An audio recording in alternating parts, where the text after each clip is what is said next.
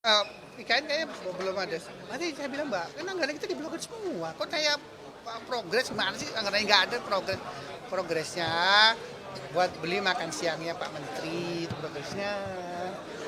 Anggaran kementerian dan lembaga itu dipotong ya totalnya itu sekitar 265 triliun yang artinya pasti akan berdampak terhadap ekonomi real kita.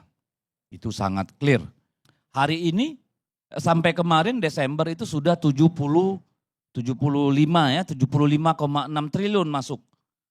Kalau benar apa yang dikatakan oleh Pak Basuki tadi, 14 triliun sekarang ini, berarti 75 tambah 14,5. Udah berapa tuh? Itu kan sungguh luar biasa. Pada saat misalnya anggaran PU itu dipotong 80%. Hanya sisa 20%. Apa bahayanya ini? Maka jalan-jalan nasional itu akan hancur tanpa perawatan karena hanya tersisa 30 triliun. Siapa yang diharapkan akan mengelola itu? Jadi problem IKN ini adalah problem ketidakmauan membuat perencanaan yang baik. Perencanaan tunduk pada keinginan. Nah sekarang bagaimana keadaannya? Kalau dari data dari Banggar yang kita dapatkan bahwa untuk tahun ini ya tadinya dengan pemotongan anggaran oleh Inpres nomor 1 tahun 2025 itu hanya sekitar 1,3 atau 1,4 triliun dari usulan 6 triliun ya yang disepakati pada undang-undang APBN kita ya dipangkas dari 6,4 triliun kalau nggak salah dipangkas 4, sekian tersisanya sekitar 1,3 triliun. Itu hanya cukup untuk maintenance. Nah kalau benar tadi yang dikatakan oleh Pak Basuki akhirnya kembali ke 6 triliun plus 8 triliun menjadi 14,5 triliun. Wajar orang bertanya, di tengah ruang fiskal yang terbatas dari pemerintah, di tengah tantangan ekonomi yang ada, perlu nggak kita ceburin ke sana 14 triliun? Saat jalan-jalan nasional kita terancam tidak terawat. Layak nggak? Kan itu yang menjadi problem kita. Nah sekarang kan kemudian kita lihat, tahun lalu kita mengalami defisit sekitar hampir 400 triliun.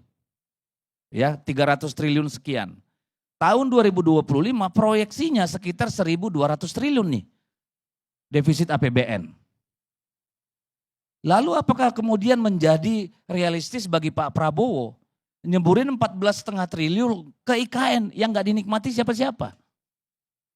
Di saat sektor-sektor lain sebenarnya membutuhkan anggaran yang langsung dinikmati oleh rakyat.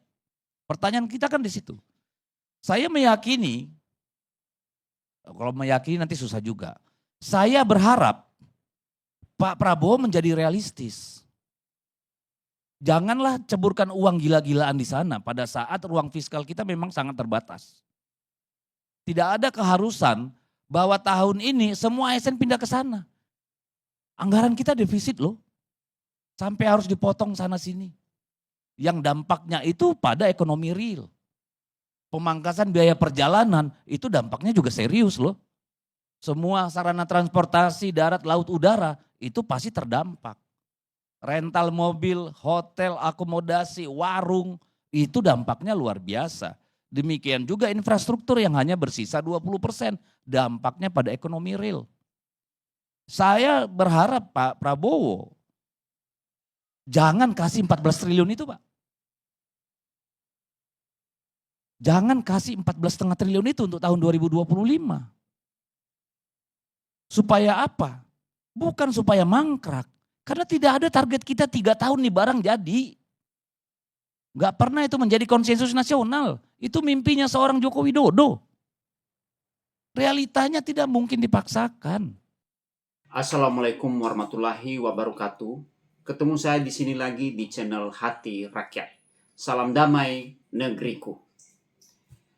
Di tengah-tengah ruang fiskal negara kita yang sedang terbatas saat ini, di mana terjadi pemangkasan anggaran di mana-mana, baik di lembaga-lembaga maupun di kementerian.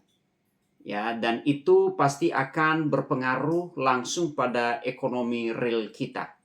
Nah, itu sudah pasti jelas. Ya.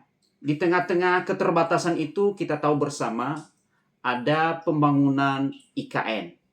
Dan pembangunan IKN ini tentu saja membutuhkan biaya yang sangat besar. Nah, itu sebenarnya adalah menjadi mimpi negara yang besar. Tapi apakah mimpi negara besar itu merupakan perwakilan atau gambaran dari mimpi seluruh rakyat Indonesia? Nah, itu pertanyaannya. Nah, pemindahan ibu kota negara ini tentu saja merupakan suatu keputusan para pemangku jabatan untuk mengambil tindakan karena ada permasalahan sosial pada saat itu di Jakarta, di mana kita tahu terjadi kepadatan penduduk, terjadi banjir di mana-mana, dan lain sebagainya. Nah, akhirnya para pemangku jabatan ini mengambil keputusan atau mengambil tindakan untuk melakukan pemindahan ibu kota negara ini di Kalimantan Timur. Nah, kita tahu pada zamannya Pak Jokowi, untuk pembangunan IKN tahap pertama itu memakan biaya yang begitu besar. Ya, begitu besar sekali. Dan sampai saat ini belum kelihatan pembangunannya secara signifikan. Ya.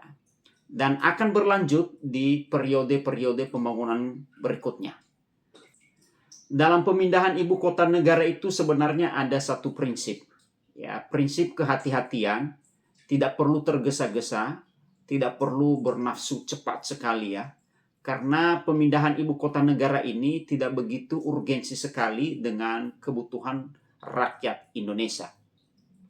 Yang menjadi kebutuhan rakyat Indonesia pada saat ini adalah pada umumnya, saya sebagai rakyat kecil, saya juga merasakan kami membutuhkan namanya pendidikan gratis.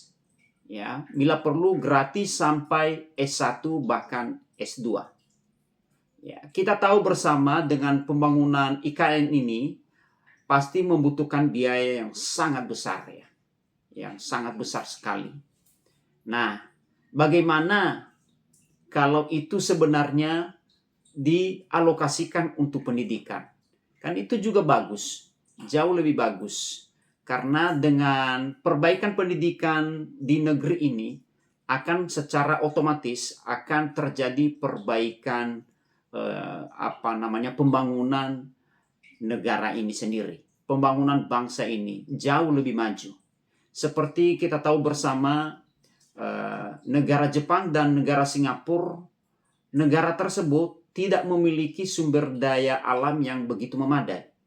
Tetapi karena mereka cukup menyadari hal itu, akhirnya mereka lebih terfokus untuk pembangunan pendidikan.